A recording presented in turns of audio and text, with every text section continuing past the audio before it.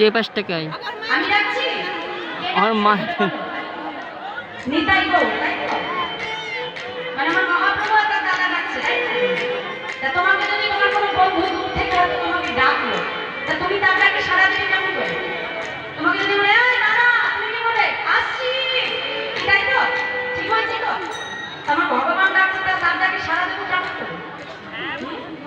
হ্যাঁ বাবু করতে হবে তো আত্মসমর্পণ করতে হবে তো শুধু মায়েরা তুলে সব পূর্ণ নিয়ে গেলে হবে আমার বাবাদেরও তো অনেক কিছু দিয়ে যাওয়া কর্তব্য তাই হ্যাঁ আরে ও রাজা পূর্ণ কাছে থেকে করে নিতে হবে দেখি বাবু তুলে বাবারা বলো তো হ্যাঁ আমি কিন্তু জানি আমার বছরের অর্ধেকটা সময় মেদিনীপুরেই কেটে যায় বাবু হ্যাঁ আমি জানি এখানে আমার ভক্ত মায়েরাও যেমন সমানভাবে আমার বাবারাও কেন কত আনন্দ প্রিয় সেটা আমি খুব ভালো করে জানি দেখি আমার বাবার একটা হাত তোলো বাবা সবাই মিলে একটা হাত তুলবো আনন্দ করবো দাঁড়ি পড়ে এখানটাই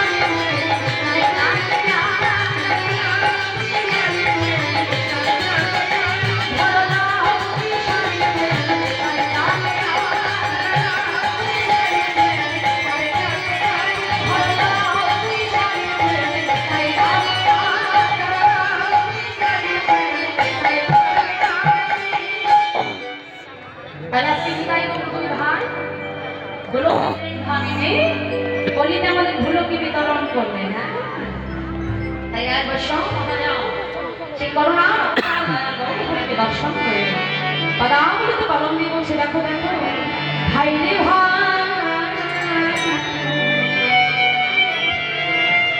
আমার গৌরগুলো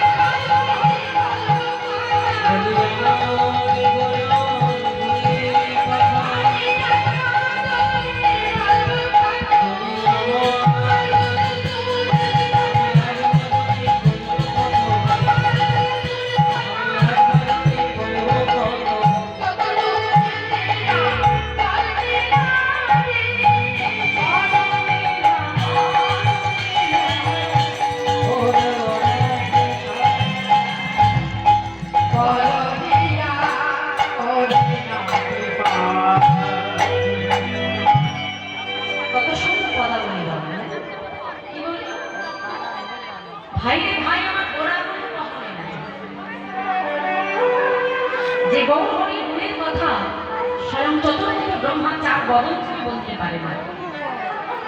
মহাজন এরা এক পাশে দাঁড়িয়ে বলছে যে আমার মতো অধম এক বদন থেকে সেই কথা অমৃতময় কথা আর কতটুকু বর্ণন চল যাবার এটাই কিন্তু অনেক ভিন্নতা আমার।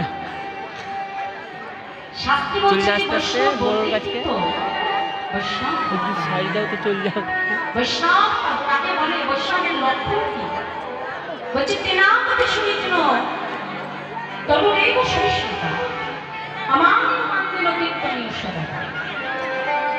মানে তিনের মতো তার সহ্য ক্ষমতা হতে হবে।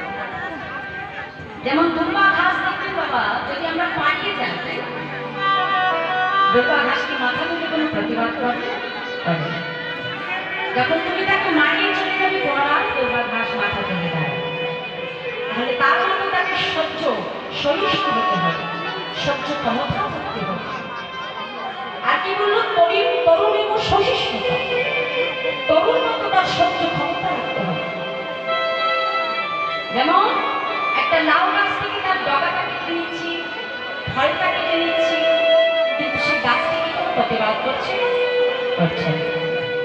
তাহলে কতটা সহ্য ক্ষমতা তার। তাহলে একজন বৈষ্ণবকে তার মতো সহ্য ক্ষমতা থাকতে হবে। আমার এই সমাজটাকে মান দেয় না, বৈষ্ণব কিন্তু তাকেও দেখে মান করে না। সদা হরে তার বদনে অন্য কোনো কথা নয়, সর্বদা কৃষ্ণ গুণাম বিগত গুণগান হরে, এভাবেই বলা হয় বৈষ্ণব। তাহলে আজকে তার বিনতা দেখুন বাবা, যে এত বড় বৈষ্ণব মহারাজ পদাবলী তিনি রচনা করলেন প্রভুর চরণে বলছে, তোমার যে কথা ব্রহ্মা 4 বদনে বলতে পারে না, আমার মতো অধমা অধম এক বদন থেকে এক কতটুকু বর্ণনা করবে। আবার দৃঢ়তার সহিত তিনি পুনরায় পদাবলীতে কলম দেবেন। কি বলছে দেখো দেখো, কি বললো মা? এই কলিতে ভগবানকে পাওয়ার জন্য আমাদের বেদ বিদ্যা জানতে হয় না, কি করতে হয়? পদাবলীতে কলম দিয়ে বলছে দেখো দেখো, বেদ বিদ্যা কিছু নাহি জানত বেদ বিদ্যা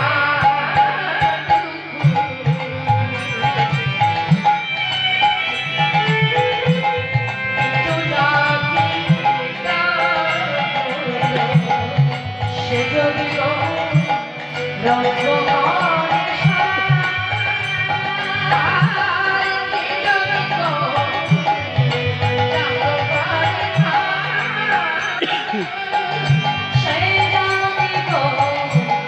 রঙ্গ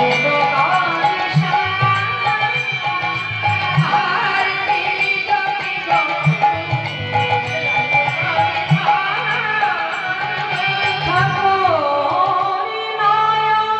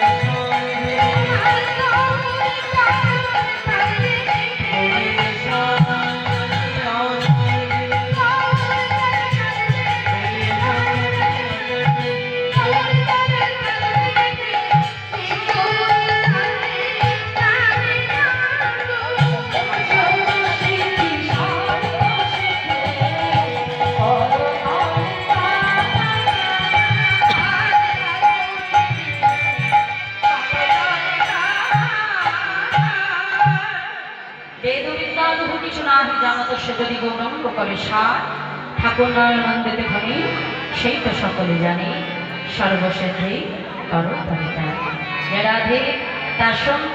এতক্ষণ আমরা ছিলাম শ্রী ভাবনাবতীতে। এবার সবাই মিলে একটু চলে যাবো মধুময় বৃন্দাবন।